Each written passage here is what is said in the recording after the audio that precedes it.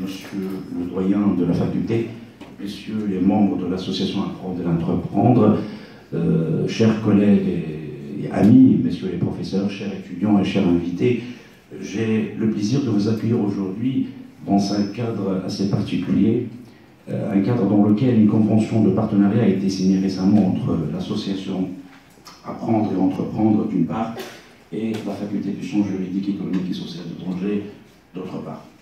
L'objet de cette convention vise en premier lieu à encourager, à aider et surtout à accompagner les futurs lauréats de l'établissement.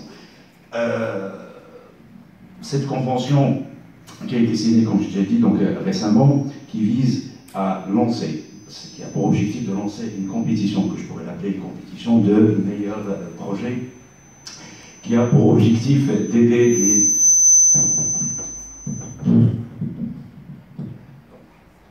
pour objectif donc d'aider, bien d'accompagner les futurs lauréats de cet établissement et de les aider dans l'insertion professionnelle et surtout dans la création de leur propre emploi. L'engagement des deux partenaires, à savoir l'association d'une part et la faculté d'autre part, vise en premier lieu à accompagner les jeunes donc diplômés, donc de créer une entreprise et ensuite de les aider dans leur démarche administrative et de financement. Donc sans tarder, sans entrer en détail, au niveau de la convention, et avant de donner la parole à monsieur le doyen et puis aux différents membres de l'association pour présenter en détail le contenu de cette convention, je donne tout de suite la parole à mes deux étudiantes, Hidaya et Selma, pour une petite présentation relative à cet événement.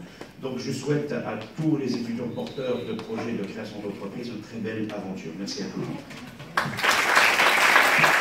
Des sciences juridiques, économiques et sociales de Tanger, Monsieur le Président et les membres de l'association Apprendre et Entreprendre, Monsieur le responsable de la licence professionnelle Management de projet et ressources humaines, chers professeurs et chers auditeurs. C'est avec un immense honneur et au nom de la première promotion de la licence professionnelle Management de projet et ressources humaines, nous vous accueillons ce matin pour assister et participer à cet événement organisé dans le cadre de la collaboration établie entre l'association Apprendre et Entreprendre et la faculté des sciences économiques, juridiques et sociales de Tanger, ainsi que nous vous remercions infiniment de votre présence significative. Comme celle du Maroc, la création d'entreprises est d'une importance vitale pour assurer la dynamique du développement. C'est une réelle source de production de richesse et de lutte contre le chômage.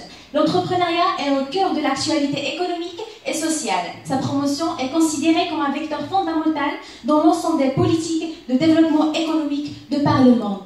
Les socio-économiques sont parfaitement conscients de l'importance de la création d'entreprises, et plus particulièrement les petites et moyennes entreprises et les très petites entreprises. En effet, la firme est au centre de mutations économiques, sociales et technologiques. Elle est considérée aussi comme un instrument universel de création de richesse et d'emploi. L'entrepreneuriat constitue de la base pour générer des entrepreneurs et des entreprises au sein de nos localités. Ceci nous permettra d'asseoir dans la localité ou la région la légitimité sociale de métiers d'entrepreneurs et de développer la crédibilité des gens d'affaires et des individus en manifestant les valeurs. Cette valorisation de la carrière entrepreneuriale est donc essentielle pour pousser les citoyens à considérer cette avenue comme un mode de vie et comme gagne-pain. Un milieu plus entrepreneurial permet de générer des entrepreneurs, des personnes ayant foi à l'avenir, qui aiment prendre des risques, des gens créatifs et des innovateurs qui voient dans les problématiques dessinant le portrait de nos localités, des défis à relever, des opportunités à saisir. L'ultime de cette collaboration entre l'association Apprendre et Entreprendre et la faculté de sciences juridiques, économiques et sociales de Tanger. À travers l'organisation de cet événement, chers auditeurs, avant de passer la parole à l'équipe de l'association Apprendre et Entreprendre, représentée par son président, M. Tarek Moudni, pour présenter l'objet de la convention établie entre les partenaires, nous cédons la parole au monsieur le doyen de la faculté des sciences juridiques, économiques et sociales de Tanger, M. Mohamed Yahya. Donc, bonjour tout le monde. Heureux de vous accueillir pour l'inauguration de cet événement, qui n'est pas le premier, bien sûr, s'agissant de cet établissement. Et tout d'abord, je tiens à remercier tous ceux et celles qui sont aujourd'hui présents ici, présidents, membres de l'association Apprendre et Entreprendre. Je tiens en particulier à remercier Mme Elbeh qui est là aujourd'hui, et qui a accompagné cette faculté pendant plus de 2 décennies. Depuis 1997-18, je crois, via l'ANAPEC, via beaucoup de tout ce qui est ouverture à l'époque.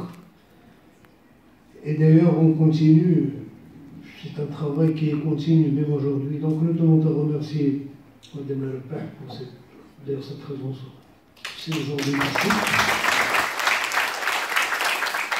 Et donc tous les membres de l'association, le responsable de cette licence professionnelle management de projet ressources humaines, et aussi à remercier tous ceux, la presse, les représentants de la société civile, etc. Donc j'ai dit que ce genre de rencontre a une importance particulière, étant donné que ce qui fait la différence aujourd'hui, ce sont des lauréats. Certes, tout ce qui est cursus universitaire, les programmes, les conférences, les TD, les TP, mais aussi, ce qui fait la différence, je le répète, c'est ce genre d'activité qui découle bien sûr du contenu de cette convention, étant donné qu'il va vous donner d'autres espaces, d'autres horizons pour le savoir. Aujourd'hui, on doit savoir que tout ce qui est formation, il faut agir à 3 niveaux. Le savoir, savoir-faire et savoir-être. Pourquoi? Parce que le savoir, ce sont des connaissances. Le savoir-être, c'est tout ce qui est expertise, etc. Et savoir-faire, c'est ce genre d'outils qui constitue un plus en parallèle qui va faire la différence. Ce qu'on appelle l'excellence, l'innovation, la créativité. Et donc, je ne vais pas tarder, rien encore une fois pour remercier c'est Alibo qui était derrière cette initiative, mais je rappelle, ce n'est pas la seule. Toutes les formations au sein de cette faculté, qu'ils soient master, licence professionnelle, licence tout court, ce genre d'activité, ils se font. D'autant plus qu'aujourd'hui, vous devrez savoir qu'il y a le gouvernement, via le ministère de l'Enseignement supérieur, travaille sur une réforme de la licence, à titre d'exemple, et de toutes les autres formations, où ce volet entrepreneuriat occupe une place très importante, conformément, je le répète, aux attentes de Sa Majesté. Vous devrez savoir que Sa Majesté donne une importance particulière à tout ce qui est jeunesse, tout ce qui est lauréat. Il y aurait des rencontres et tout le travail se fait à ce niveau aujourd'hui, afin qu'il y ait des cursus universitaires, niveau formation, liant le travail, parce qu'il y a un vrai problème de diplômés, lauréats diplômés en chômage. C'est-à-dire les statistiques sont alarmantes et que par le biais des discours de Sa Majesté le Roi, les derniers discours, si vous avez rendu compte, il y a une importance particulière donnée à revoir cette plateforme et il y a essentiellement le travail qui se fait actuellement, ce que contient aujourd'hui cette convention, essentiellement le monde entrepreneurial, etc. et le travail avec le monde socio-économique. Donc c'est à ce niveau que vient l'importance de cette rencontre d'aujourd'hui. Je tiens donc encore une fois à remercier tous ceux et celles qui sont derrière cette idée et nous souhaitons donc plein succès et à tout le monde, tous ceux qui sont ici, parce que le gagnant en dernier, c'est le Maroc, le grand Maroc émergent, fort, économiquement, socialement, politiquement. Un Maroc où il y a des valeurs de tolérance, de respect de l'autre et de dignité pour tout le monde. Merci. Merci beaucoup pour votre attention. Sur cette intervention précieuse, chers invités et chers auditeurs, on vous laisse avec l'équipe de l'association Apprendre et Entreprendre afin de vous présenter l'objet de la convention établie entre les partenaires. On vous souhaite aussi un agréable suite et merci de votre attention. Salam alaikum, citoyens, monsieur le professeur, chers membres de l'association, chers audiences, bonjour. Donc, avant de démarrer une présentation qui a été préparée, je vais rapidement revenir sur la convention, sachant que par la suite, on va présenter et l'objet et le déroulement et l'exécution de cette convention. Donc, cette convention qui a vu le jour il y a quelques jours, qui a été ratifiée par les deux parties. Elle exprime la volonté des deux parties de vouloir accompagner, détecter, outiller les jeunes porteurs de projets pour qu'ils puissent monter leur propre entreprise.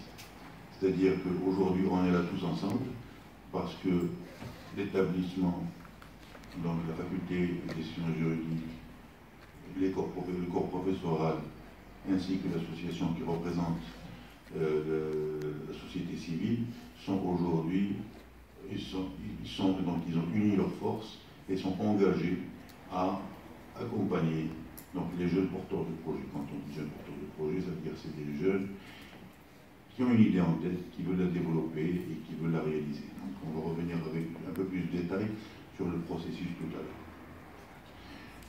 Avant de vous présenter l'association, avec Khalid, donc on va essayer de définir un petit peu c'est quoi un entrepreneur, l'entrepreneuriat. Donc pour cela, donc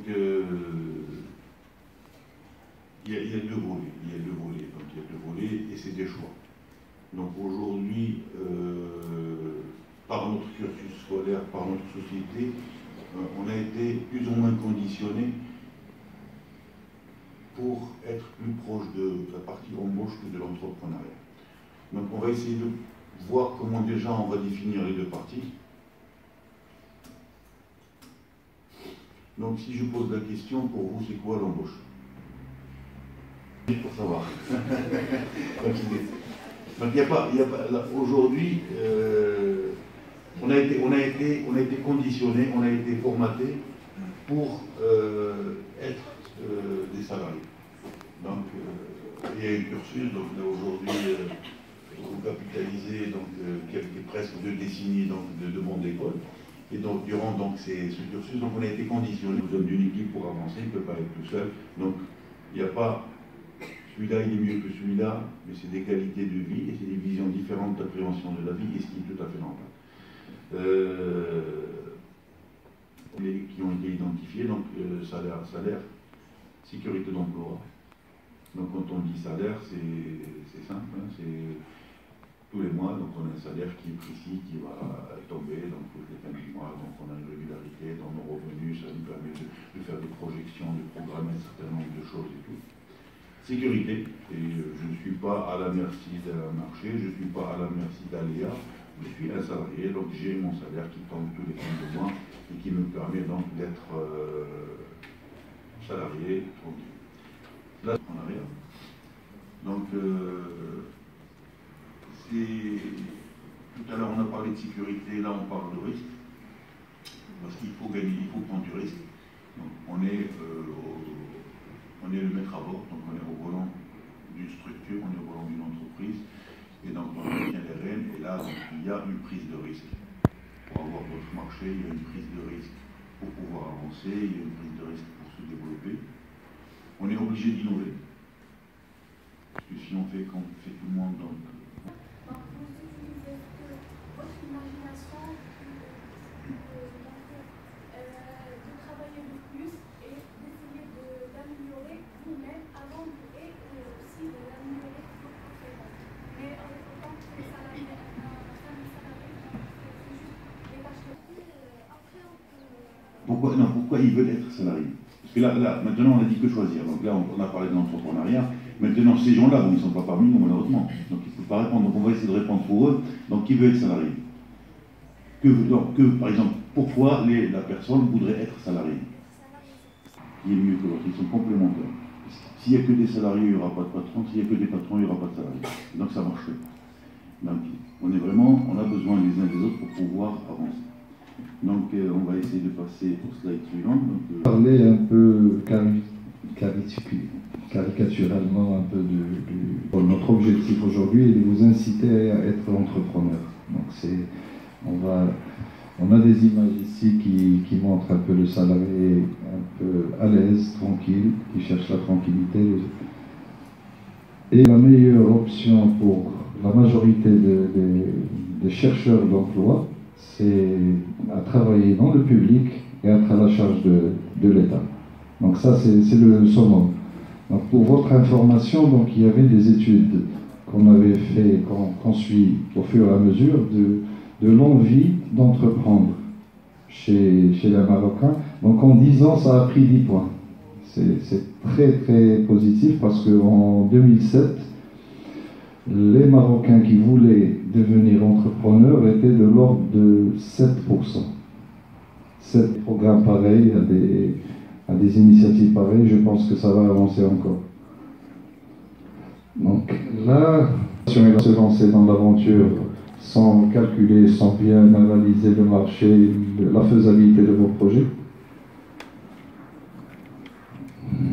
créer de l'emploi. Donc c'est pour ça qu'on a besoin de salariés et d'entrepreneurs. Donc le mix est nécessaire. Si on n'a que des entrepreneurs, il y aura un problème. Donc ce n'est pas péjoratif, mais notre rôle est de vous inciter à devenir entrepreneur. Mais on a besoin de salariés aussi. Le tour. Donc avoir soit un service ou un produit innovant. Donc aujourd'hui, le tissu économique marocain est principalement fait de TPE. Après, on va trouver les PME. Et après, on va trouver les PMI et quelques grands groupes. En termes de nombre, donc les plus importants, c'est les TPE. Et donc, le nombre est chaque fois un peu plus faible. Donc, pour pouvoir avoir sa part de marché dans l'écosystème qu'on aurait choisi, il faut se démarquer. Quand je dis se démarquer, ça veut dire qu'on doit avoir un produit différent des autres, mieux que les autres, avec un meilleur positionnement. Et éviter surtout de copier ce que fait la personne à côté, ce qui n'est pas bien, parce qu'en fin de compte, même un secteur